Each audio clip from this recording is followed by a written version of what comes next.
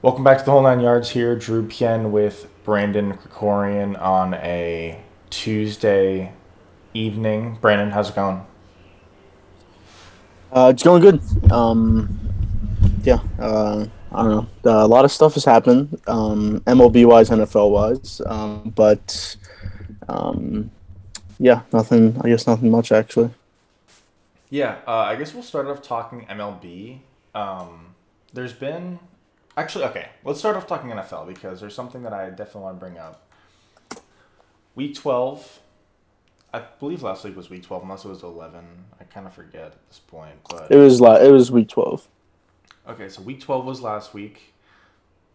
I guess we'll start off with predictions. Maybe not where you want to start off, but I did go 4-1, and I believe you went 1-4. No, you went 3-2. I think I went. Did I? You took the Vikings, right? No, I took San Fran. Oh, you said Minnesota when we recorded. Oh, did I?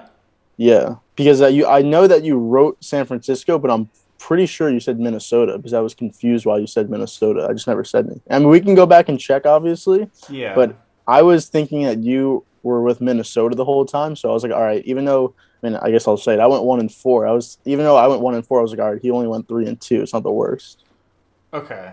but we Yeah. could Okay. check that. I'll check that and I'll Yeah, update. But if I'm 4-1, my record is now 31, 22, and 2, which would put me one win ahead of you. If I'm 3-2, yeah, that would mean I'm 30, 23, and 2, which would make us tied in the win column, and I'd have one less loss and one more tie. yeah, So either way, I'm technically ahead now, which I think is that's the first time that this has happened the whole year. I think the whole yeah. year so far, from week one, you've been ahead, probably by a decent margin. You've pretty much been ahead by multiple games the whole year. So yeah. I will say Bears at Lions. I don't know if I got necessarily lucky, but that was a game that probably could have gone either way. Raiders I at mean, Cow. I texted you saying I was like, what Yeah, I said, like three yards away from winning. So yeah, I mean, that one hurt. I'll say yeah. that. That one. Yeah, I was very happy that I ended up winning that one. The Dallas one, we both took Dallas minus 7.5. The both just wrong about that one. Bills at Saints, we both took Buffalo. That was we were. I mean, we were clearly right about that one. Yeah, Rams Packers, you took Rams. Ended up not working out. yeah. They I were took very disappointing. Yeah, I would agree. Pats, I took the Pats, worked out. And then I'll look back and see if I took Niners or Vikings. I feel like I took Niners, but I thought I took Niners, but I'll look back and I'll see what I said, but yeah. That was also another disappointing one for me. Because, I mean, I did take the Vikings, and I mean, it had a playoff atmosphere. It was a play. It definitely was like a play. It was a playoff game, to be honest. And we talked about that going into the week, but just, just it was really the Dalvin Cook fumble that killed because um, that if that doesn't happen, he also gets injured on the play as well. So like just like so much stuff that happened in that game. Kirk Cousins missing Jefferson at least like two or three times for touchdowns or big plays. He had some bad passes. The 2-point conversion he was wide open on the touchdown. If it was a better throw, just so much stuff that just killed. So that didn't work out for me. Yeah, okay. So it's Tuesday, so we're already pretty much at least 3 days away from the Sunday games and almost a week away from the Thanksgiving games, but what I will do is I'll ask you a team and you tell me if they are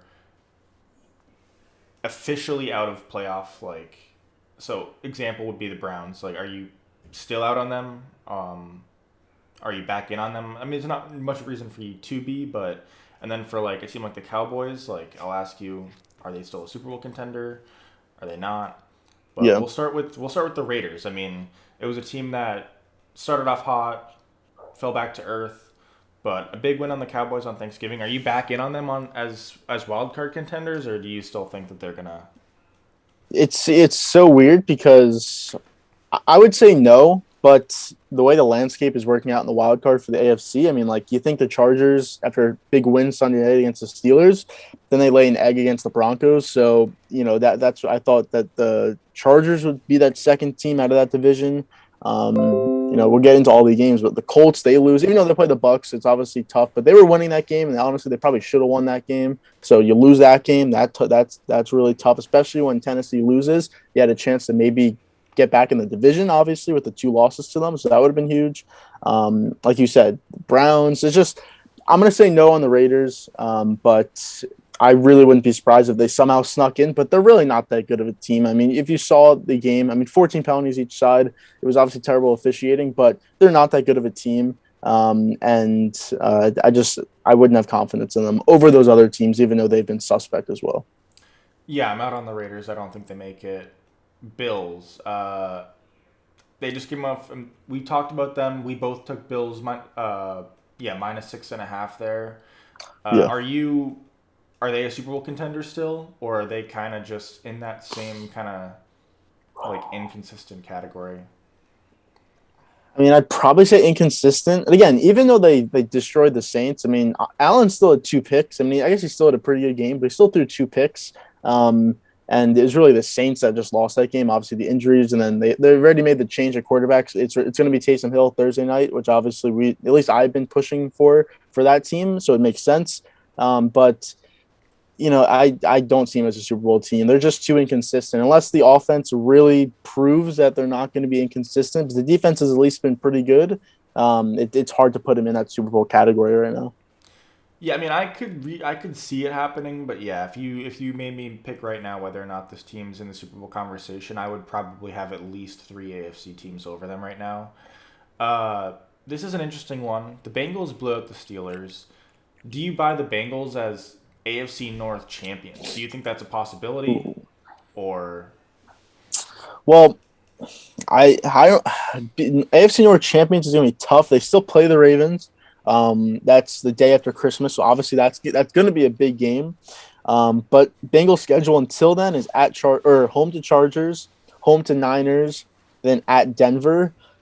Those could be tough games. You realistically have to go 2-1 in those games, and I think that could be tough. This team they've had big wins and then they've had really bad losses as well. So I don't know about AFC North champions, but I do think they get in as a wild card. It's gonna be tough this next 4 game stretch. Well, really 5 game stretch. They play the Chiefs after the Ravens game, so it's gonna be tough. But I do like them as a wild card team, at least right now. Maybe that changes in a couple weeks, but I would say no to AFC North champion though.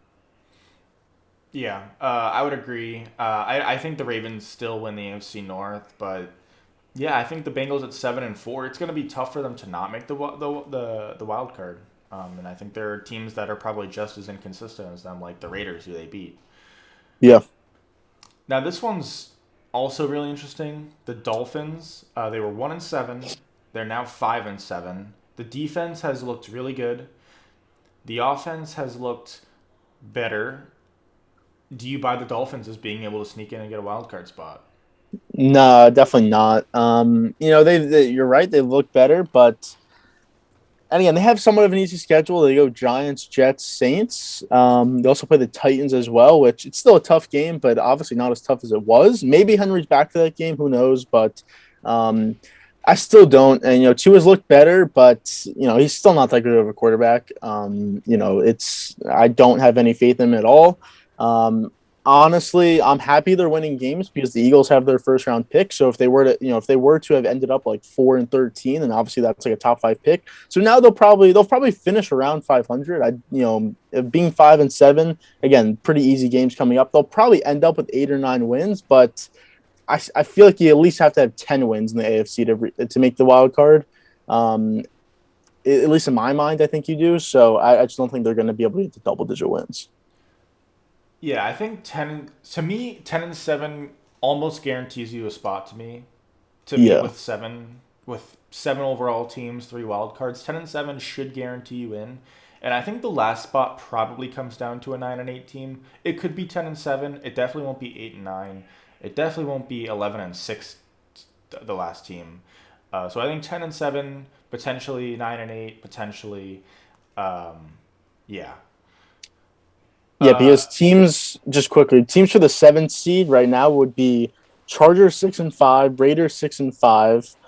Denver's there, but I don't think either of us think they're really going to make the playoffs. Indy 6-6, and then Cleveland 6-6. So, that's we'll see where they end up. But yeah, I'd probably say, yeah, 9 wins might be able to get you in. I guess you just have to see how the tiebreakers and stuff work but out. But yeah, 9 might be able to get you in. nine is like it may get you in, but you have to have the tiebreakers because there's probably going Yeah, to be two or three teams that finish 9-8. If you finish 10-7, I would be surprised if you didn't make the playoffs at this yeah, rate. yeah.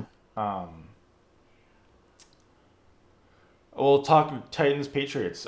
Do you buy the Titans as still AFC South, like the best team in the AFC South? Right now, they're probably going to win the division, but Yeah, they're I think we've probably going to seen. win the Yeah, they're probably going to win the division just because the Colts lost. Colts win that game, then they're 1 game back. I mean, I guess technically they're technically more than a game back, but They'd be 1.5. Yeah. yeah. So, but at that point, you'd have to almost, the odds would have to shift, somewhat to the Colts just because they're so hot. The Titans, obviously, they're just such a mess right now. But will they win the division? Yes, but are they really going to compete for anything unless Henry comes back? And then even then, who really knows? Because this team is a little broken than what they've been, obviously, when they're on that win streak. So I'd say no. I mean, they'd have to get a lucky first round matchup, to win a playoff game, and maybe they do, but they're not going to be the 1 seed. They're not going to. They're most likely not going to be the 2 seed, and most likely not going to be the 3 seed. So that means you're playing whoever the fifth seed is, which could be Cincy. It could even be the Colts if they can somehow come back. It Could be Buffalo. Could be New England. could be Buffalo. Yeah, exactly. So right now it would be Cincy, but it could be Buffalo. So I'd say they're probably a one and done in the playoffs. I would agree. That team is so bad without.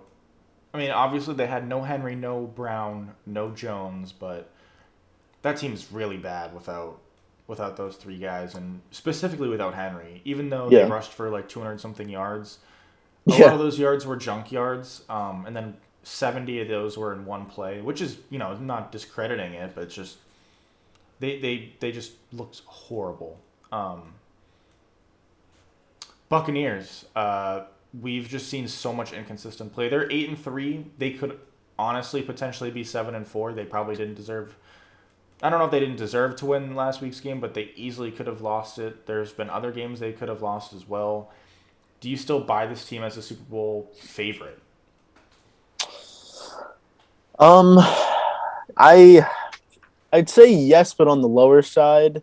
You know, it's they're getting back, and the defense. I guess they made some big plays in that game. Winfield had the crazy pick. Shaq Barrett with the strip sack. I haven't really even heard his name that much so far this year. So you'd assume those guys would be better, and maybe they're just saving up for the playoffs or whatever. But I'd say yes, but probably on the lower side. Now this Packers situation, they're 9-3, but I don't know how to truly feel about them, to be honest. I think they're a good team, but I think they're almost similar to what they were 2 years ago when they went 13-3. But no one really viewed them as like coming out of the NFC. Then they got killed when they went to San Francisco for the championship game. I almost view them as that team more so than last year's team. I think last year's team had a legit shot at winning the Super Bowl. But this team, I just don't see it with them, to be honest. But then again, do I trust the Cardinals more than the Bucks or the Packers? Probably not.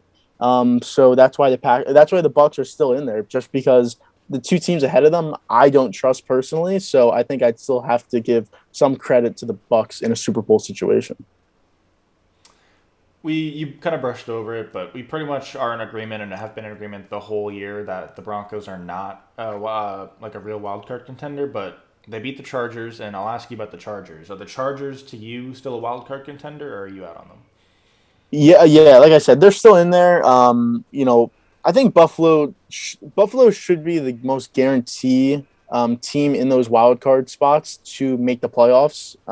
Between the Bengals, Bills, Chargers, Raiders, Colts, Browns, I think the Bills should be the most guaranteed. I think they are the best team out of those teams. But the Chargers, they should. I mean, like if you just look at their team, their talent, obviously they have the quarterback. Their defense isn't great, but it at least has players and James and obviously Bosa. So I would like to say yes, but again, when you put up such a zero effort against the Broncos, and I know it's on the road, but that's a game you should win. The Broncos aren't a good team, and surprisingly, they beat good teams so far this year, but they're not a good team. And you got completely manhandled in that game, didn't even come close. So that obviously, would make me probably go away from them, but I think they do get in. I'd be surprised if they didn't get in. But again, they're so inconsistent. I guess we don't know. Yeah, I'm out on the Chargers. I know they're six Okay. and five. I know that they are in a solid position to make a wild card run, but I've just seen too much inconsistent play.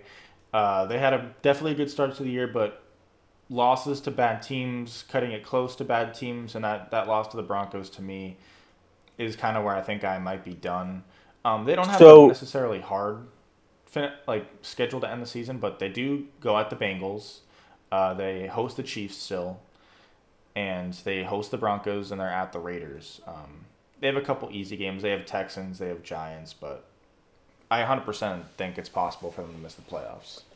So if you're out on them, I am assuming between Raiders, Colts, Browns, you would pick Colts.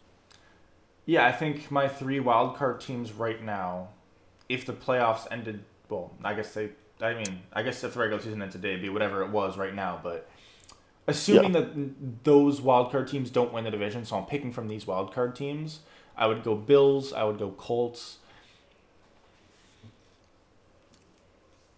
and I think I would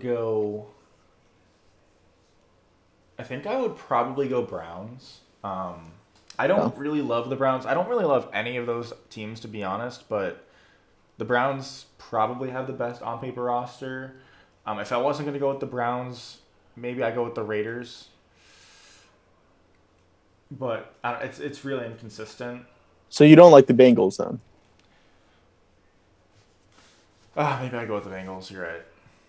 Okay. So Yeah, no, okay. so I'll go with Bengals. I'll go with Bengals. I'll go Bengals. I'll all right. go So Bills, Colts, Bengals, and that's an order. Maybe not of necessarily record, but that's an order of how good I think they are. I think the Bills are the best of those. Actually, I don't. No, I think the Colts are the best of those. I think the Bills are a close second, though. I think those are 1A, 1B. I think those teams are really close, and then I go Bengals in last out of those three teams. yeah, see again, me it's Bills, Bengals, and I think Chargers, but it's again these teams are so close. Like Chargers, Bengals, Raiders, Browns are honestly so close, and even Colts. I mean, I think the Colts are definitely better than the Colts are probably the second best team out of those teams that we've talked about. But when you put yourself in a hole like that to start the year, I think they were 0-3 to start the year. They were It's one just and so four tough. at one point. 1-4 at one point. It's so tough to come back. And again, they've done a good job at it. And again, if they were to win that Bucks game, they're 7-5, and they'd be for sure in the wild card, if not the division, obviously. But just being 6-6, it's just like you like your next game, you like have to win. Let's see who they play. They play the Texans, so again, that should be a win there. But then they go Patriots, Cardinals, Raiders. I mean, that's gonna be a tough three games right there. You have to. I mean, you have to win this next game coming up against the Texans, and then I mean, can you even afford to go 1-2 in those three games? I mean, you played Jaguars last week of the season, so that should be a win. So you should look at your schedule and be like, all right, out of the next 5 games, we should have 2 wins. And I mean, just if they were to go 1-2 in that 3 game stretch, they'd be 9-8. So I mean, it's yeah, I think to guarantee yourself a playoff spot, you have to go 2-1 in that three game stretch. yeah. If you go 1-2, then you're essentially letting tiebreakers slash how other teams perform decide your fate. And the one game So you can't lose out of those really is the Raiders, because if you were in a tiebreaker situation, obviously you would have just lost to them. So that's the game you at least have to win. And then obviously they play actually 2 Saturdays in a row, Patriots Cardinals. I mean, it's going to be tough for them for sure, but they are talented enough to win those games. It's just can they actually win them? Obviously, win those games out.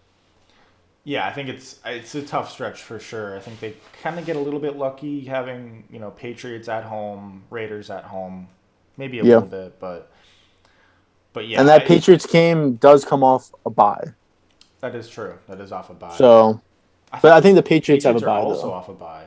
Yeah, so I guess it kind of cancels it That's out then. really interesting, actually. I feel like that Yeah, doesn't happen too often, but because the Patriots play this week, right? Their bye isn't this week. yes, yeah, they play the Bills, then Yeah. bye, then Colts. Yeah, so Yep. All right. Although I technically believe that's on a Monday night, the Bills game. So technically, the Colts would have one more day. I want to say, but Yeah. I mean, I guess that's kind it's of nitpicking, really. yeah. Um, so next team, let me pull my list back up. Okay, so the game that we both picked, Vikings and Niners. Niners obviously win, but I'll start Vikings. They're 5-6. They're a team that I think you probably maybe like slightly more than I do, but I don't think either of us hate or love this team. I mean, are you out or in on them as wild card contenders? Well, yeah. Let's see. Now, this Dalvin Cook situation, he dislocated his shoulder. I haven't seen exactly a timetable or if it's an IR stint, if it's maybe a week or something. I don't know. So we'll see what happens there. I think it's gonna, it definitely affects them somewhat. Now they play the Lions this week, so they should win that game. It would be very Vikings to lose this game, but if you actually want to be in the playoffs, you just have to win this game. It's just if you lose this game, you're out. So you have to win.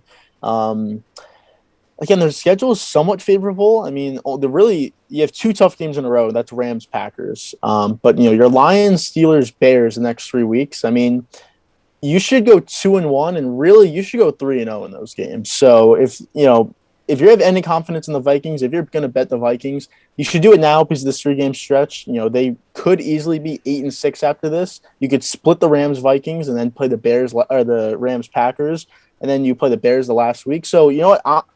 I think I'll be in because again, the offense is really good with Jefferson, Thielen, and Cousins. Now, again, the Cousins in the prime time is a problem, but again, he can put up numbers and he can at least bring you close to a victory. So yeah. I guess I'm not exuding a ton of confidence, but yeah, I think the Vikings can make the playoffs for sure. They just have. I think they have to go 3-0 though. These next 3 games. I'll say the standings right now. I mean, it's not necessarily that important, but Arizona's at the 1 seed, Green Bay 2 seed, Tampa 3, Dallas 4, Rams 5, San Fran 6, and then Washington is 7 at 5-6, which means Minnesota, Atlanta, and New Orleans are all the 8, 9, and 10 seeds at 5-6, which essentially means that they're in a solid enough spot to be in the wild card that I don't know that they have to have some miraculous record. 8-9. I mean, 8-9 in the NFC is the 9-8 of the AFC. I don't know if that really makes much sense, but to me, I think 9-8 gets you in. 8-9 is a toss up. Whereas in the AFC, I think 10-7 gets you in. 9-8 is a toss up. Yeah, yeah, So yeah, I would have faith in Minnesota because I think, not considering schedules or anything, I think they're a better team than Washington. I think they're a better team. I think they're more, even though they're inconsistent, I think they're still more consistent than Atlanta, and I think they're a better team than New Orleans. Unless Jameis Winston somehow comes back, which he's not, obviously, yeah. or they just find a quarterback, which they aren't. So yeah, I mean Philly or Carolina are at 5-7. I think those teams are out of it for the most part, unless they win out pretty much. Either both of those teams are bad. So, yeah. I mean, San Fran, 6-5. How do you view them? I mean, they're probably going to make the wild card. They're 6-5. They don't have to have some crazy stretch to make the wild card, but do you Yeah. view them as a legitimate threat in the playoffs, or do you view them as maybe only being able to win a wild card if they get a favorable matchup and they're probably losing to like the favorites in the NFC? I think they can win a playoff game for sure. By the time the season comes, when it's over, and again, they should make the playoffs. It'd be very surprising if they don't, but they should, and they'll probably be in that 6 seed, to be honest. So right now, that put them against Tampa. That's probably not their best matchup. I think Green Bay would be a good matchup for them. Not saying they exactly win, but I think it'd be a better matchup. I think Dallas would. I think that could be somewhat of a decent matchup for them. I think it's definitely better than Tampa, at least in my mind, but maybe not as good as Green Bay. But I think they can win a playoff game depending on the team. Obviously, Debo is now out for 1 to 2 weeks, so we'll see maybe if that somehow plays a factor these next couple of games when maybe re-aggravates his injury, a groin injury, so it could for sure be re-aggravated. But they should be able to make the playoffs, and like I said, they can win a playoff game just depending on who they play, though. Yeah, I'm in on San Fran. I feel like I've been in on San Fran for the most part the whole year. I Yeah. 100% think they're going to make the wild card. And I buy them as being able to really beat whoever in the playoffs. I think in one particular game, I think they can beat anybody. I think they could beat Green Bay. I think they can beat Tampa. Would I pick it necessarily? I'm not sure. We'd have to see injuries. How good is Debo coming off his injury? How good does Jimmy G look recently? How good does the Tampa Bay look recently? So we'll see on that, but I genuinely think they could be in the Super Bowl, and I would not be surprised. If I'm the Packers, if I'm Tampa, if I'm Dallas, I'm pushing as hard as I can for the highest seed possible because there is no way that I want to be the 3 seed and have to play San Fran in round one. There's just no way, and I obviously don't want to be the 4 seed having to play the Rams in round one either. You gun as high as you can. Obviously, the 1 seed's huge for the bye, but the 2 seed is huge because I think last year the Bears were the 7 seed, right, in the NFC. Yeah. Uh, you would essentially have something maybe not as bad as the Bears, but if it's Washington, I mean that's probably as bad as the Bears, or at least close to it. The gap between Washington slash Minnesota slash Atlanta slash New Orleans and San Fran and LA to me is pretty big. Uh, so yeah, I think every game matters for Tampa, Dallas, Green Bay, Arizona. Yeah, I think you have to be.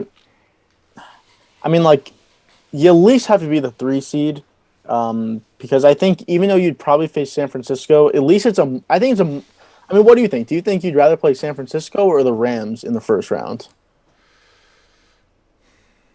I mean, obviously the Rams haven't looked great the last couple of weeks, but they're still obviously a talented team. I think I would rather play San Fran, but it's very close to me. It's close. I think both of those teams are Yeah. pretty good. We've seen Matt Stafford being consistent, but I'm not even really weighing that into my decision. I'm just going to assume Stafford's what we know he is, which is a top 10 guy, maybe not top 5, but top 10. Um, I think both of those teams are pretty close, actually. I think they are.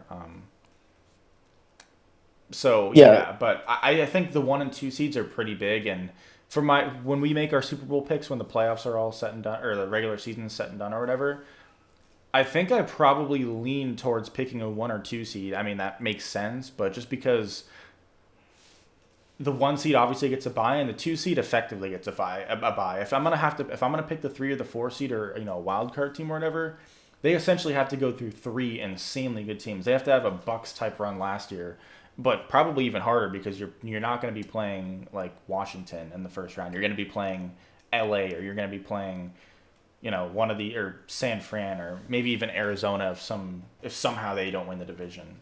So Yeah, yeah, exactly. And I for sure obviously rather play Washington. I think Minnesota's not scary, obviously, but that would not be a matchup I'd want to have in the first round. I think of the Packers, which I do think the Packers. Well, again, the Packers beat the Cardinals, so it's not out of the question the Packers get the 1 seed, obviously, and Arizona slips to the 2 seed, maybe even the 3 seed.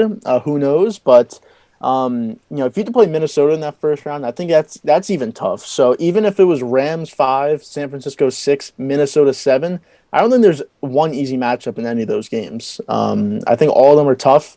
I'd still would go with in the San Francisco and the Minnesota games, I'd go with the higher seed. But I think it'd be a very tough game, and for whether it be the Packers, Bucks, or Cardinals, even the Cowboys, if they were to move up, that'd be a very tough game. Either one of those teams, then obviously the Rams as well.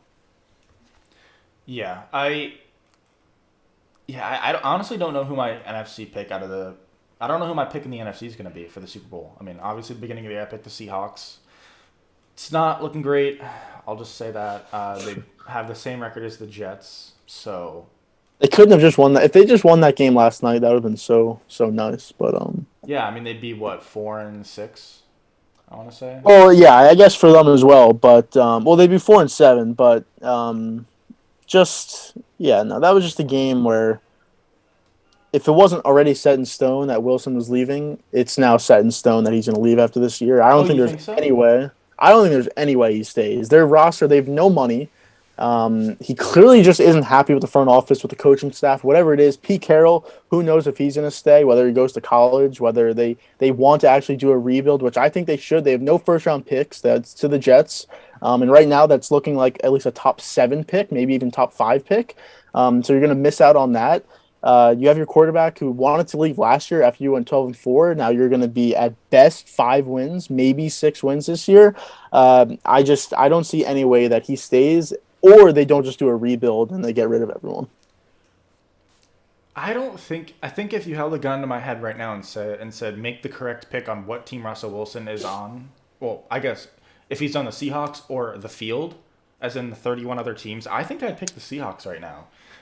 It's maybe a little bit of a hot take, but to me, the only way the Seahawks trade him is if it's Russell says I'm retiring before I play another down for Seattle. If he doesn't say that, which that's the only thing to me he could say that would make the Seahawks have to trade him.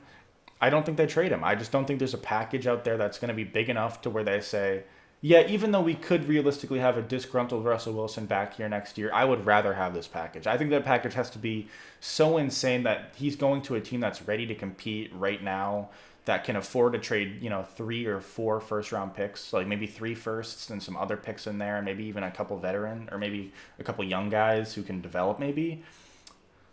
I don't know what team that would be. Like, I think the team that people think of as like a ready to compete but need a quarterback team is probably the Broncos, which were in the rumors for Aaron Rodgers last year and maybe even will be this year. Who knows what happens? I don't think they're just a quarterback away from competing. While they have a solid team, they have some young pieces that are pretty solid. I don't think with Russell Wilson they're still like a Super Bowl favorite. I don't think they're the favorite to win that division. I'm not even sure they're the favorite to finish second in the division. So yeah, to me, the only way he gets traded to me, right as of right now at least, is if Russell Wilson says I'm not playing another down. It's possible, right? It's 100% possible. We've seen people do it. Deshaun has essentially done it with the Texans, but I mean, if a quarterback was going to do it, Aaron Rodgers was probably going to do it last year. He didn't. He essentially bluffed, and I think Green Bay kind of called him on that bluff. He comes back, and now he's playing at MVP level. I could 100% see something like similar to what Aaron Rodgers did this year, Russell Wilson happening then. Maybe he tries to get out or something. It doesn't really work out necessarily, and he's not willing to say that he's never going to play another down for the Seattle Seahawks again. He comes back. I think Carroll's gone. He's a good coach. I think he's a good coach, but we've seen with guys like him that your voice just fades in the locker room after so many years. People just stop caring. It essentially happened with the Legion of Boom. I feel like that whole defense essentially, Richard Sherman, Thomas, Chancellor, all those guys just stopped caring. So I think he's gone. I think Russell probably wants somebody new, and I think they're gonna if that gets Russ to stay, I think they do it.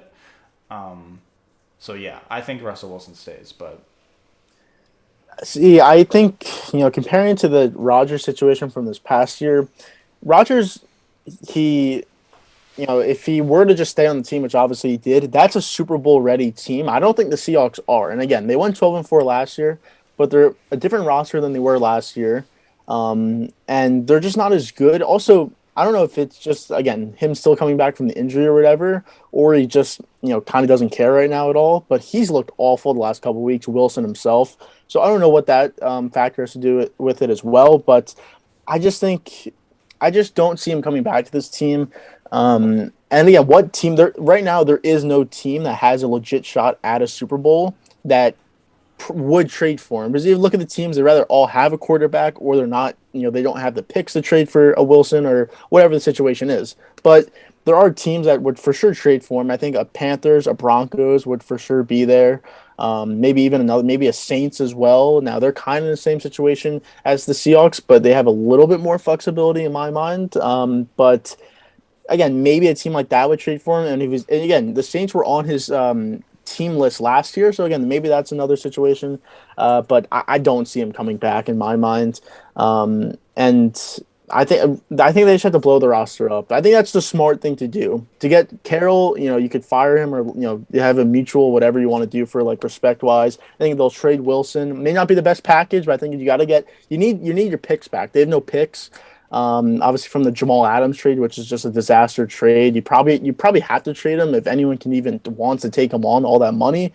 So who knows about that? But in my mind, the correct thing to do and the right thing for the future of your franchise is to do a rebuild, get a new coach in there, a younger guy, establish a culture, and just do it that way. That's the way I would do it. But again, the last 10 years they've been committed to winning, so it's kind of a tough transition to now go full rebuild mode.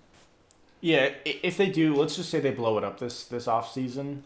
They fire Carroll. Maybe Russell Wilson leaves. Maybe he doesn't. But they're clearly not a Super Bowl contender. It's a huge disappointment for the Seahawks. You essentially had, I don't know, at the very least 8 Super Bowl contender years. You had an 8-year gap, and to only make 2 Super Bowls and to only win one in the first 2 years of that gap, I think that's a huge disappointment because Yeah. this was a team that coming off the 2013 Super Bowl domination of the Broncos and that probably maybe the best offense of all time. We thought this was 100% a dynasty. We thought this was the new team that was probably going to end up taking over. We thought maybe Brady's going to fall off, the Patriots falling off. Manning was obviously getting up there. He fell off. And it was probably the best defense we had seen. I never really watched the 2000 Ravens defense in real time or whatever, but it was probably the best defense we've seen at least since then. Yeah. And whether it's injuries, coaching, front office decisions, to only win one Super Bowl and to only make a second, that's a huge disappointment to me. They also never got back to an NFC Championship game. Yeah, So yeah, that's true. they never even got it that far. Again, that's not even the Super Bowl either. So, exactly, I think it's a major disappointment. Even if they don't rebuild it this year, obviously they're not gonna be a Super Bowl contending team in the next 1 to 2 years until they rebuild at whatever point they do. If it's not next year, so it's a complete failure because you have a top 5 quarterback in that stretch. And he's gonna be a Hall of Famer at some point. He's gonna be one of the better quarterbacks that we've seen in the league up to when he retires. So to only get to 2 Super Bowls, which came in the first 2 years of that, and he's made big money, but it's not like it's not like you paid him a ton of money and you just had no other players. You had other players throughout all these years, and you never even got back to an NFC Championship game, let alone a Super Bowl. So, yeah, a complete failure for sure for the Seahawks. Yeah, and I think Russ stays, but if he leaves or whatever happens, I hope he gets in a good scenario where he can compete because I I thought this more so before than I do now. I was kind of low on Russ. Like I thought Luck was the better quarterback for the first whatever many years of their prime. I thought he was going to be that Luck was going to be. I was wrong. I think Russ pretty much the whole time was probably the better quarterback. He was the more mistake-free quarterback for sure. Maybe the very beginning of their careers, Luck had an edge, but I would take Russell Wilson at his prime over Luck any day. I think Russell Wilson might be one of the most underrated quarterbacks that I've ever seen. For sure. I think Russell Wilson. Listen, it's tough for me to say that because we got that he's never received an MVP vote stat shoved down our throats for probably at least 8 weeks last year. So yeah, but I think. Listen, Drew Brees is right now a better all-time quarterback than Russ because Russ's career is obviously not done yet. But I think when Russ retires, I think he will have a better career than Drew Brees, which the stats may not show. But I think he probably had a better peak and was probably better, maybe not for longer, but I would take Russell Wilson's career over Drew Brees's, assuming Russell Wilson doesn't just completely fall off a cliff tomorrow. Which even if he fell off a cliff tomorrow, there's still a chance I'd take Russell Wilson's career over Drew Brees's. So I know I'm not a big Drew Brees fan, but Drew Brees is held as a top, maybe even 5 quarterback of all time in some people's minds. I would not go anywhere near there, but I'm just saying. Yeah, the comparison to Luck is actually interesting. Again, it's so tough because obviously Luck retired and really no fault of his own. I mean, they just never built a team around him. I mean, maybe he just had to wait one more year, because then the offensive line was there, but. That's tough. Wilson's obviously he's super good, but Luck, maybe I'd never watched him like as much just because I don't know AFC just like never. It's not like the Cowboys ever played the Colts or anything, but I mean Luck was pretty good. I think if like they built that team around him correctly, again, he brought his team to the AFC Championship, in 2015 in that game. That team was awful. That team sucked that he had, and he somehow brought them to the championship game. And again, they got blown out in that game, and they obviously should have because they weren't that good of a team. But, the fact that he was able to bring his team to the playoffs multiple times through injury, through never having an offensive line, through really never having a great defense, honestly, it was mostly just him kind of willing his team to victory. it's really impressive. And if they were to switch spots, where he's in Seattle, Wilson's in Indianapolis, I think it's a lot different. But Luck, it would be interesting to see if Luck was still playing right now, where he would rank in the quarterbacks discussion list. Yeah, I think it was really close between them, but I think Luck just made a lot of mistakes that maybe just like a way better version of Sam Darnold. Now the question is had he kept playing, are those mistakes corrected because he eventually gets a better offensive line, maybe a couple more receiving pieces, maybe, whatever. But Yeah. my gut tells me no. My gut tells me he still makes some of those mistakes because and I thought eventually that those mistakes that he made early on in his career, he threw a decent amount of picks, would be corrected. But we never really saw that. And I think he was 100% a really good quarterback, top 10 guy for sure. But yeah, I think I would probably lean Russell Wilson, even if Luck hadn't retired. My gut tells me Russell Wilson's the better quarterback, but it's close for sure. I'm going to assume we both think the Rams and Packers are legit Super Bowl contenders. Unless you're out on them, speak now. But I'm going to go to I guess we'll go Browns and Ravens. The Browns and Ravens played. Ravens obviously squeak out the win, 16-10. I think at this point, I'm out on Baker Mayfield. Are you out? You're on a Baker Mayfield too, or I mean, I think you just have to be. No matter what you really think of him, I think you just have to be, out on him. So, and again, they have him for next year, but you can. I mean, it's not like you have to have him next year. They're just under contract. So, but I think again, if there's not a better option out there, I think you do stick with him because when he's healthy and your team's healthy, I think you're still a decent team. I think you're a double-digit win team. Now, are you winning a Super Bowl? Probably not, but I think you can win one or two playoff games, matchup wise, or if just if he can stay healthy, I think you can. But again, if there's not a better option out there, I think you should stay with him because he's not bad when he's healthy. yeah, I would agree. I don't think he's bad when they're healthy or when he's healthy. Yeah, is he? I agree with everything you said. It's This just like what's the season, option going to be? yeah, no, I just yeah, there's probably not a direct upgrade. Are you? Do you place this Ravens team as the favorite in the AFC, the second favorite, third favorite? See, yeah, AFC is almost like the NFC, where I don't know if there really is a true favorite. Now, I guess it'd be the Ravens, just because I look at New England and like they're definitely one of the better teams, but how much trust are you going to put into a rookie quarterback when he gets into a playoff situation? And I really do like Mac. I have been saying that I've liked him, but it's a lot to ask for, and we really haven't seen a rookie just like take control over a team like that, bring them back from a down year, and then go into the playoffs and just win automatically like that. I don't know when that's been done. And maybe it has, but I can't think of anything right now. So it's a lot to ask for.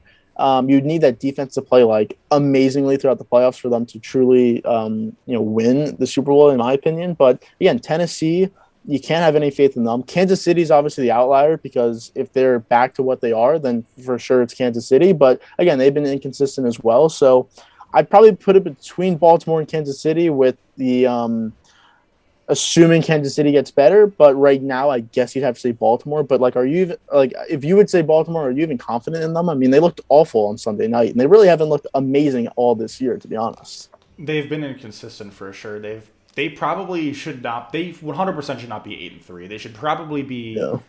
at least. They should probably be 7-4 or 6-5. There have been games where they did not look great. They should not have won that Lions game. If it Yeah. takes you a 66-yard record-breaking field goal to beat the Lions, that's bad. Obviously, that doesn't mean they're a bad team. It shows they've been inconsistent this whole year. I would not pick them to win the AFC. If the playoffs started right now, I'm going with the Chiefs. Now, my preseason pick was the Patriots, and I'm still behind that pick, but I think they need this last, 5 or whatever weeks, 6 or whatever weeks to keep developing. And I think they need, especially this next 4-game stretch, to really kind of just get 100% in stride. So I still go with the Patriots if the playoffs start, when the playoffs actually do start. But if the playoffs were to start right now, I would pick the Chiefs because even though they haven't been super consistent either, listen, they just have the best players. And right now there isn't a team that I could say this is for sure the favorite to where the Chiefs just have so much talent on paper and have been a good team in previous years to where I would go with them. So Yeah, no, they're coming off their bye. They play the Broncos this week, Sunday Night Football. So we'll see how they look. They got it back against the Raiders, but then didn't look good against the Cowboys, and they went on a bye. So we'll see. But yeah, I think obviously you're going to stick with the Patriots, but again, the Chiefs are for sure there. And again, if they can get back to just looking 80-90% of what they've looked like in the last 2-3 years, for sure them. Like that would be the only favorite I would have honestly in either conference because again the NFC is just I'd like to say the Bucks or Packers, but again I don't feel totally confident in them right now. And again, that could change in the next 5 games, but um, again, we won't know that until the playoffs start. So it's still a long way to go in the season. Yeah, for sure. But I think that's pretty much all that we pretty much covered most, if not every team that was a contender. Kind of skipped over a couple that were maybe obvious or stuff like that. But yeah, I guess we'll get into. Well, actually, there's a couple more things that we should probably talk about. We should probably talk about the college football hires and some MLB free agent signings. Next week, I do want to do a segment where I'll give you coaches and you tell me if you would fire them or not fire them. So stay tuned for that.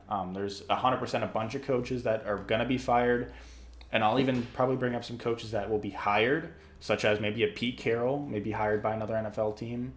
I think most college football guys are probably not going to go to the NFL.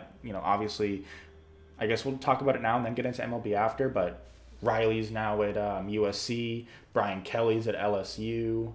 Yeah. Obviously, Saban's not going to leave Alabama. So, so yeah, but I guess we'll start off with Lincoln Riley to USC. I mean, this was a guy that I 100%.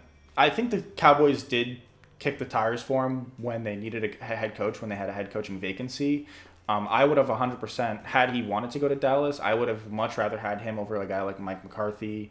Um, I mean, what are your reactions to Riley to USC? What does this mean for, I guess really specifically, what does this mean for the NFL? But also, I guess, what does it mean for Oklahoma and USC? Yeah, I mean, NFL wise, I don't really have a opinion on it, but college wise, Oklahoma's going to move to the SEC, whether it's this next year, 2 years, 3 years, whenever it's going to be, but it's obviously happening. So clearly, he was just afraid of the SEC. I think that's pretty obvious. The LSU job was there; he didn't want that one. Obviously, could have just stayed to Oklahoma and then would have been in the SEC. Instead, goes to the USC, where you're in the Pac-12. Your toughest opponent is like Oregon, Utah or whatever. That's not anywhere close to any of the competition you've ever faced in your life.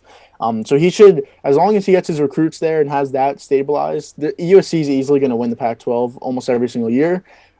He has that's another path to the college football playoffs. Even if they were expanded to 8 teams, even if he stayed at Oklahoma and they were in SEC, you're probably still not getting in if it's 8 teams and you're in the SEC at Oklahoma because you're just not that good compared to Georgia, Alabama. If LSU gets right, you're not as good as them. So I think it just gives them a path to the college football playoffs. You could still win 10 plus games every single year. You have a chance to compete for the title every single year. So I think that's what he looked at and that's what he saw. Because if he didn't, then he would have stayed at Oklahoma or he would have went to LSU, where obviously if he's going to get paid, I don't know what his contract is at USC, but LSU probably could have matched that at LSU. So we'll see, but for him, I think it's the smart decision. But football wise, you'd obviously like him to stay at Oklahoma and try and compete. But I think he looked at it realistically and said, "There's just no way Oklahoma could beat Alabama or Georgia or LSU on the right in the SEC."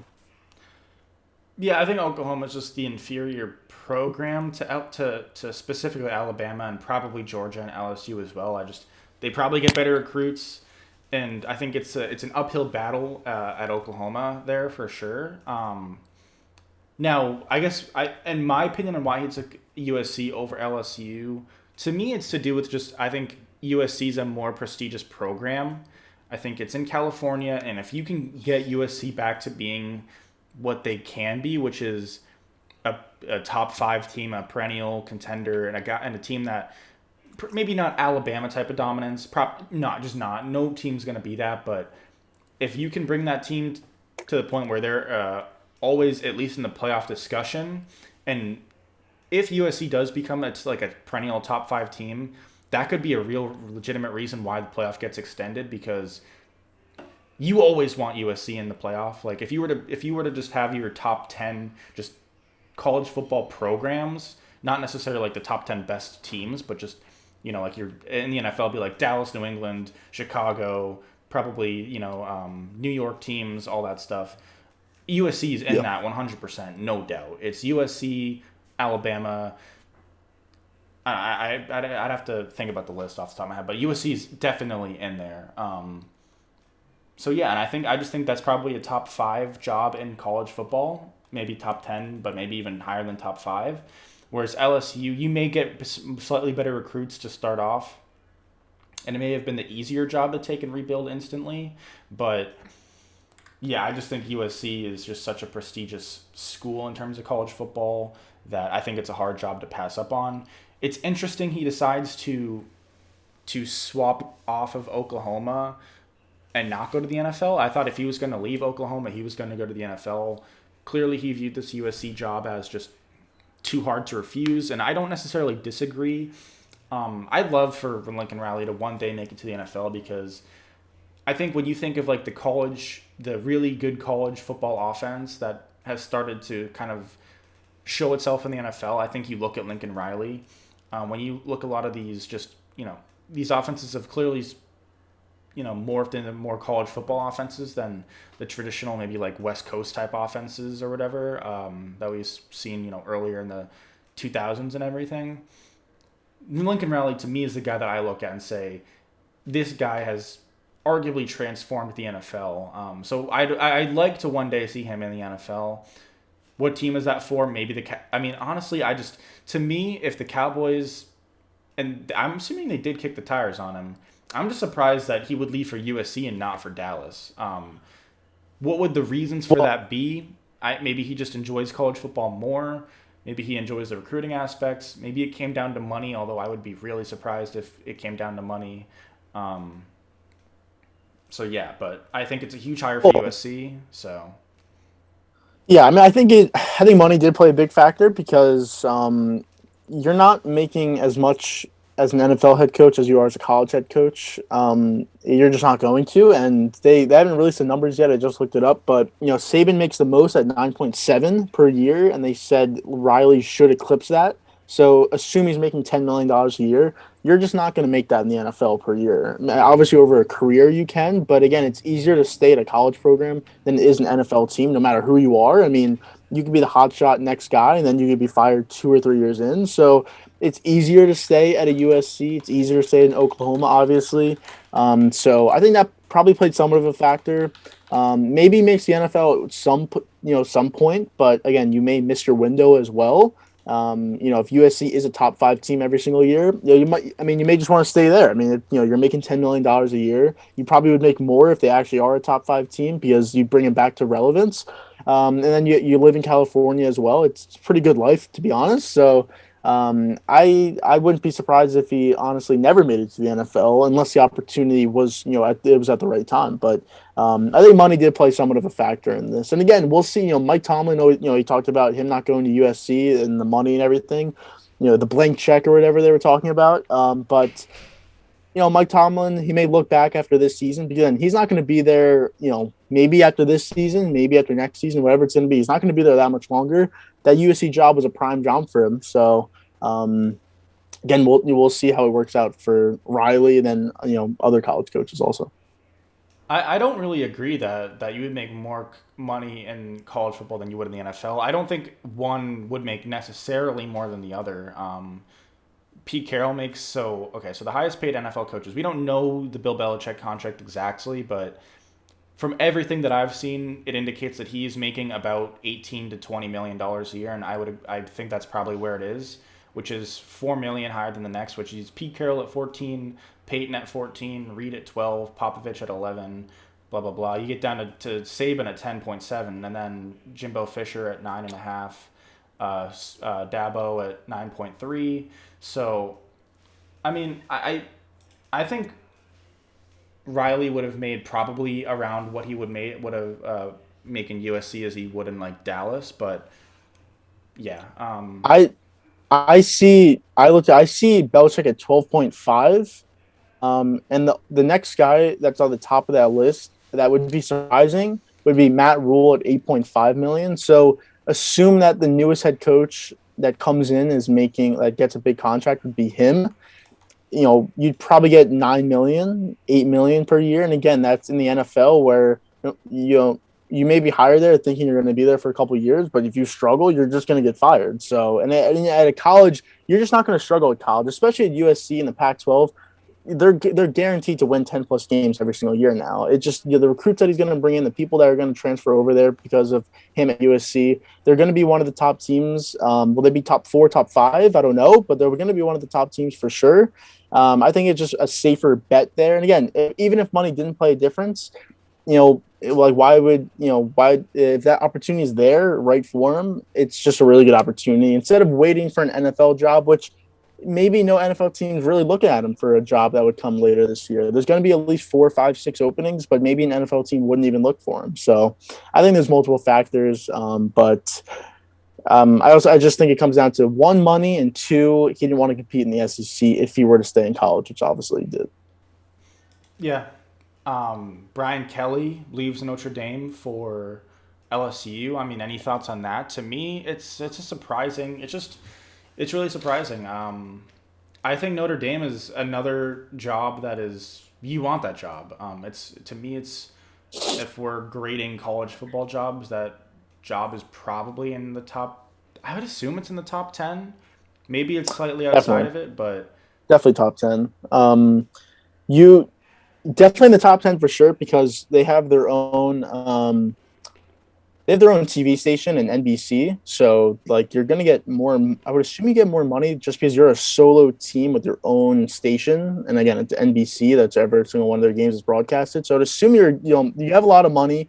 Now the recruiting can be tough there because you're technically in the ACC, but obviously you're not. And it always is tough for them to make the college football playoff because they're never really playing anyone that good, even though they're technically in the ACC. So it's definitely a weird situation. But for him, I think he's been there for 12 years. I think it is now. He probably would have been fine staying there. But you could try LSU. You're going to make a lot of money as well.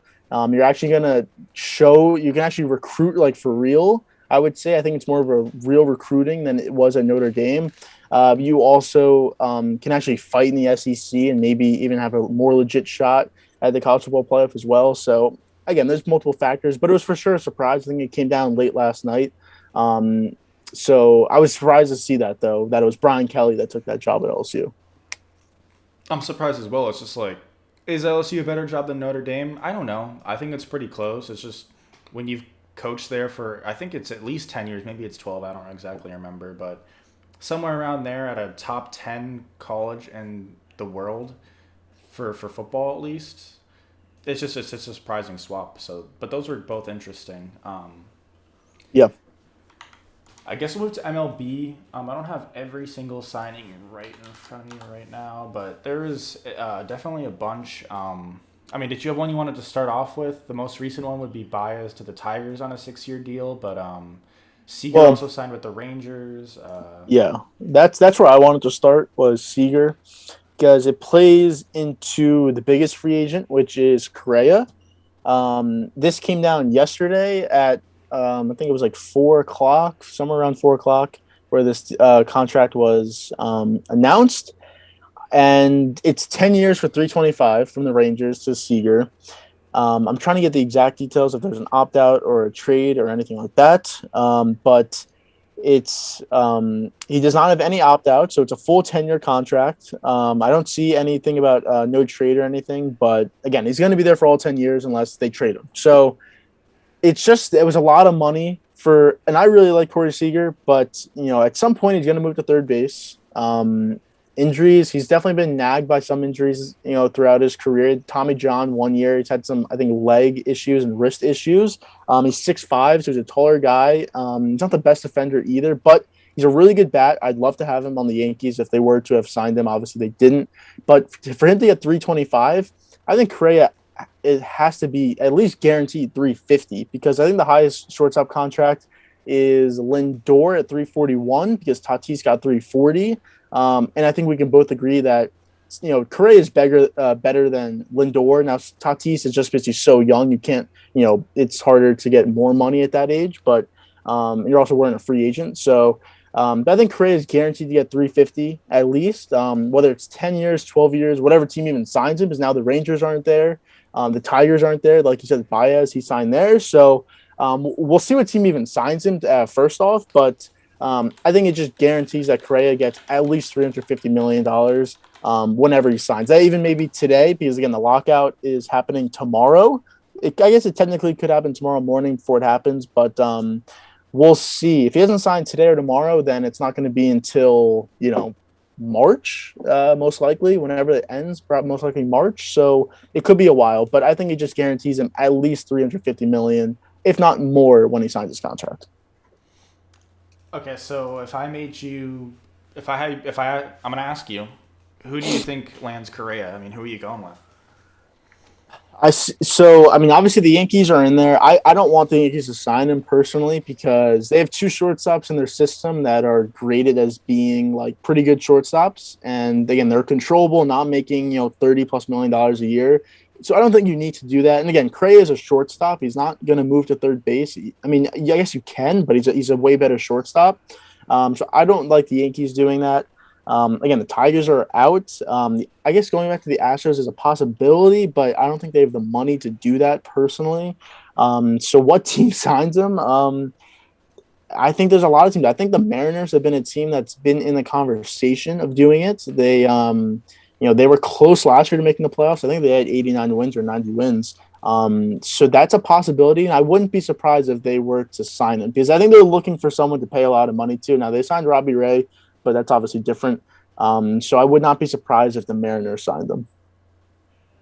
Okay, interesting. I don't know who I What? would go with. Yeah, I let's say, really what team do don't. you think? Um,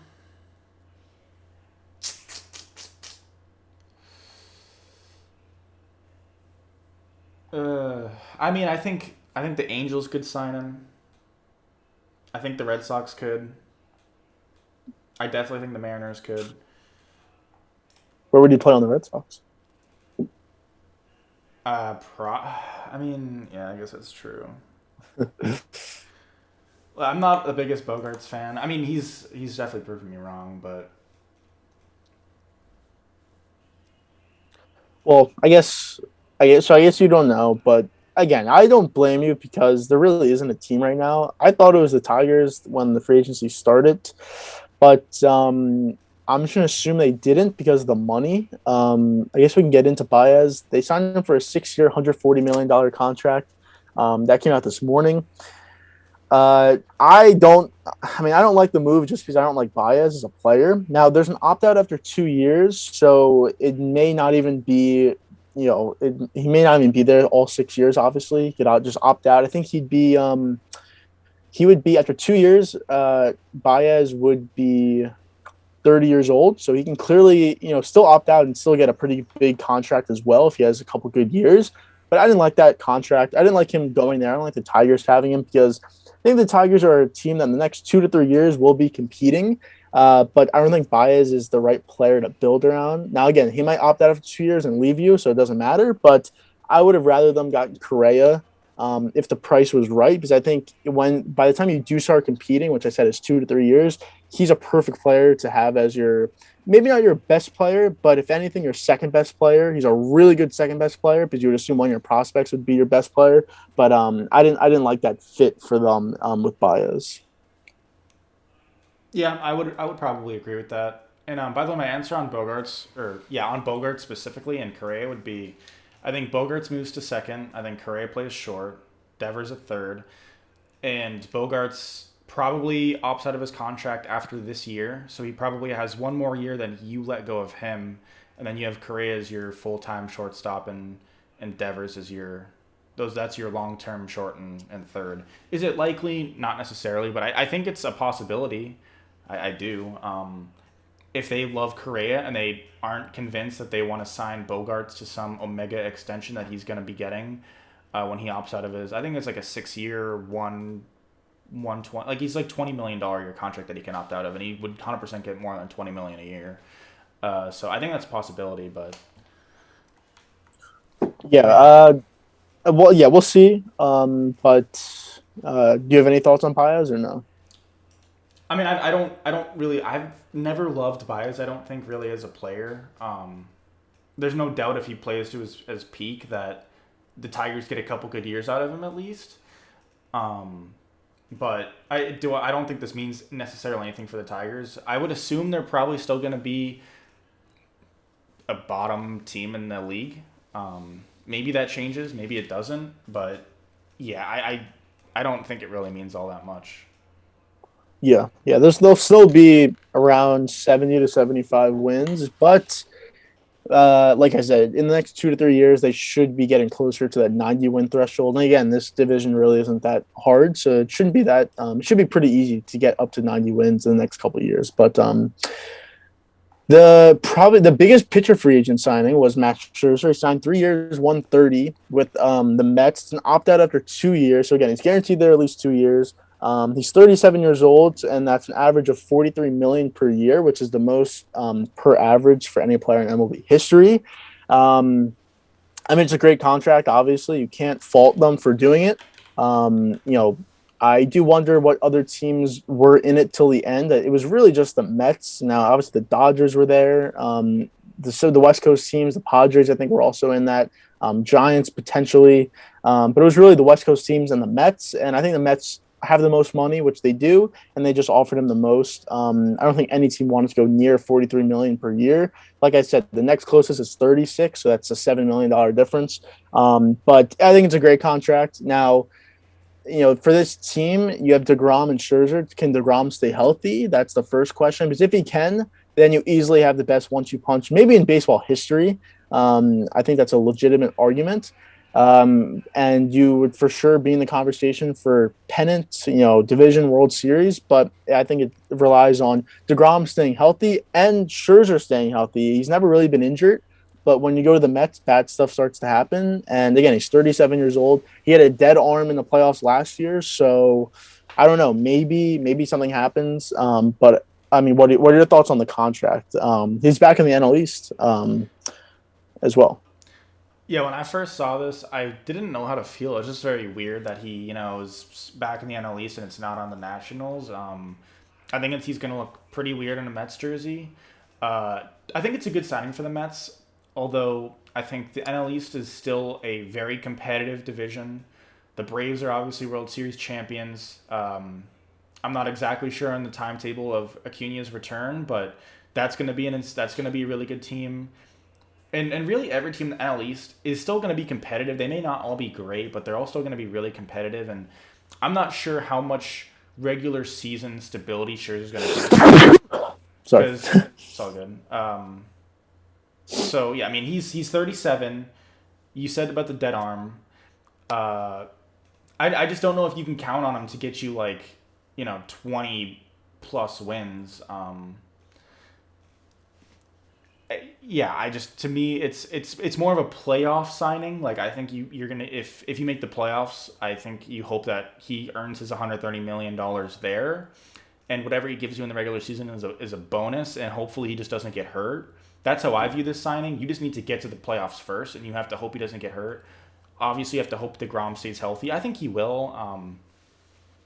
I think Scherzer at 37 is kind of scary, but yeah, if this team makes the playoffs, they're 100% a team I just don't want to play because, listen, we've seen starting pitching be diminished over the years in the playoffs because, I mean, even a guy like Scherzer maybe pitches 4 or 5 innings, and if he gives up no runs, you consider that a huge success and you'll take him out. But, I mean, even then, DeGrom and Scherzer are just so dominant that that's one of the last teams I'd want to play in an NLDS or whatever. So Yeah, I would I think they're probably gonna monitor his innings this year. So I don't know exactly how many he threw last year, but like I said, he had the dead arm, and it just had to have been from how much he threw last year. And again, coming off a year where you had made 10 starts, 12 starts in the shortened season, so They'll probably monitor him this year, but yeah, it's for sure a playoff signing. They made other signings. Charlie Marte, 4 years, 78 million. Eduardo Escobar and Mark Cannon was 2 years, 26. Was basically what they were for both of them. So they've gotten better. You would assume Lindor is like a better player than he was last year as well.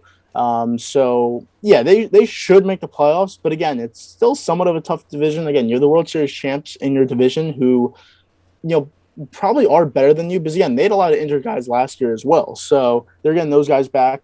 The Phillies are at least there. They haven't made a signing yet, which is somewhat surprising, but they're still there as a team that can at least just like fight you off and take wins off you. So we'll see, but they should make the playoffs. Their team should be good enough to make the playoffs. And if they don't, then I mean that's just a failure right there.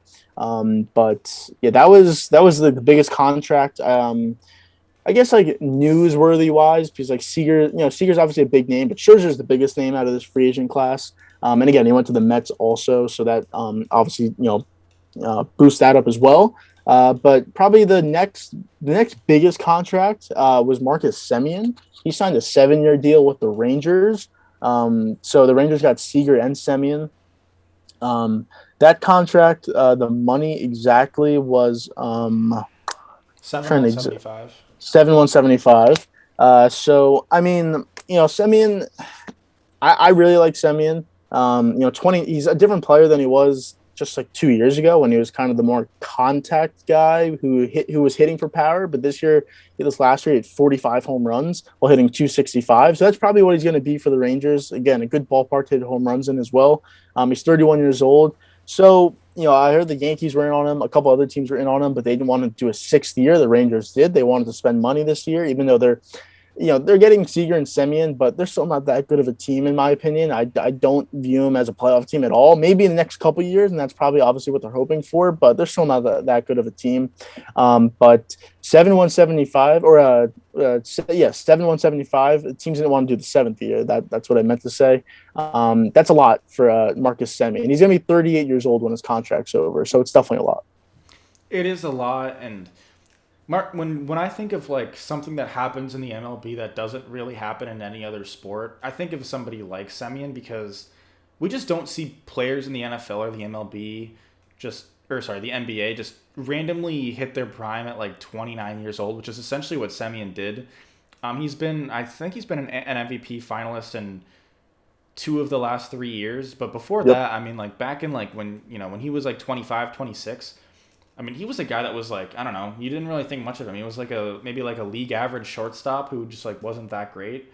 Um, so it's just I just don't think you really see that. Like you don't see some 29-year-old receiver or DB or linebacker who was really just okay become an MVP type player. You just don't see that, which I think is good for baseball. I think it's a good contract. If I was the Rangers, I'd be slightly scared that like I just the timetable of my team just doesn't line up because I agree realistically you're not a contender for the next couple of years. So once you get this team to a level where you're confident with it, Marcus Semien's more than likely going to be probably 33 or 34 years old. Seager's going to be 30 or 31. I mean, that really doesn't give you too many years of flexibility to be like, okay, well now you probably maybe have I don't know. How many years of Marcus Semien's prime are you going to have where you're a contender? He's still in his prime now, for sure, right? Like, he's probably not going to fall off this year. Yeah. But in 3 years from now, when your rest of your team's ready to contend, he may be a bad, horrible contract for you. There's a possibility that's the case. And Seager, he'll be 30 or 31. There's a possibility there's a possibility he's injured through literally the whole 10 years of his contract. 2, there's a possibility that even if he doesn't just fall off, there's a possibility that contract's not even good to begin with. I mean, 10 years, $325 million for Seager is just, even if he plays well, there's a debate that it's not even worth it in the first place. So, I don't think these are two awful signings. I think it's risky, and I'm not sure it really makes all that sense. And yeah, I think it really smells of a team that just needed and wanted to spend a lot of money and wants to just give somebody money and see results on the field when that's just not how team building works. You just can't just shove money at something and expect it to work. maybe in baseball, if you're the Yankees or the Dodgers, you kind of can, but even then, you still have to have some good farm systems. You need to make a couple moves, such as Yeah. like even the Yankees have the big like historically the biggest payroll. They still have to make moves like the Chapman move they made a few years back. Like so, yeah. It just to me, we could look back on this in 3 or 4 years and say, wow, this was a horrible free agency year for the Rangers. Yeah, I would exactly agree with what you said. They wanted to spend money last year, but then it obviously changed with the shortened season, so they moved to this year. And yeah, I don't think they're bad signings. I don't think they're bad players. I've always loved Seager, but this rebuild that they're doing just has to happen faster, in my opinion, than maybe what people are thinking. Probably the next like 2 years, you have to be like at the level that you think you're going to be at in probably 3 or 4 years. So we'll see. But again, Semien 31. Is he this power guy now, or is he going to revert back to being still power, probably 25 homers, but not the guy that's hitting 40, 45 homers. Again, he was in an insane lineup in Toronto. This lineup's not as good, so maybe that plays a factor as well. We'll see, but probably the last two big signings that have happened so far was the two pitchers. One being the Cy Young winner last year, and then Kevin Gausman, who was in contention for the Cy Young throughout the year, but they both signed 5-year deals. Gausman actually goes to the Blue Jays, basically replacing Robbie Ray. He signs a 5-year, $110 million deal, and Robbie Ray goes to the Mariners and signs a 5-year, $115 million deal with an opt-out after the third year, I think it is. Opt-out after the third year. I don't think Gausman had an opt-out on his. They're both the same age, 30 years old. So what are your thoughts on again, basically the same contract as well. So, what are your thoughts on the Blue Jays getting Gausman, who they wanted last year? I bet on himself, made a lot more money as well. And then Robbie Ray going to the Mariners, where he won the Cy Young, had a great year, but the last 2 years were awful. So, do you think he's going to be the Cy Young pitcher, or do you think he's going to revert back to at least somewhat of what he was the past 2 years? It's one. This is interesting because you typically just don't see a team let a guy go and then essentially sign a guy who is pretty much the same. I'm not gonna say they're the same player, but they're around the same age, like you said. It's pretty much the same money in years. Yeah. It's just I just feel like you typically don't see that. Like you don't just see. The Rams wouldn't just like not sign Jalen Ramsey and go sign Jair Alexander. Like I mean, Yeah. Yeah. the contracts and stuff. They're not going to be free agents the same or whatever. They're not the same age, but you just don't see that type of stuff. So it's interesting. Now I have no idea on whether or not Gosman or Ray is going to be better in the next 5 years or whatever. I don't know. I think Gosman's probably the safer bet just because we've seen Robbie Ray be inconsistent. But I mean, if you held a gun to my head and say, what do you think the next 5 years of Robbie Ray's career is going to look like? I would say it looks more like his Cy Young year than it does his. He probably doesn't even belong in the league type of years. Now, I don't think he's going to be a Cy Young winner every year of his career, but I think it's closer to that than I do think it's closer to looking like he shouldn't even be in the league. So yeah, I think it's a fine signing for both teams. I don't think either of these are like miracle signings by any means, or I wouldn't rate any of these like 10 out of 10, but I think they're solid like 7 out of 10 signings. I don't think it's not crazy money for either guy. And the Blue Jays one, they've always wanted Gausman, like I said. So again, that kind of made sense. He was also on the Orioles before that, so they knew him. But yeah, they just replaced Ray with Gausman. They have a really good rotation. They have a really good lineup as well. Again, they lose Semien, but they kind of knew they were going to lose him. To be honest, I don't think they ever really thought they were going to bring him back.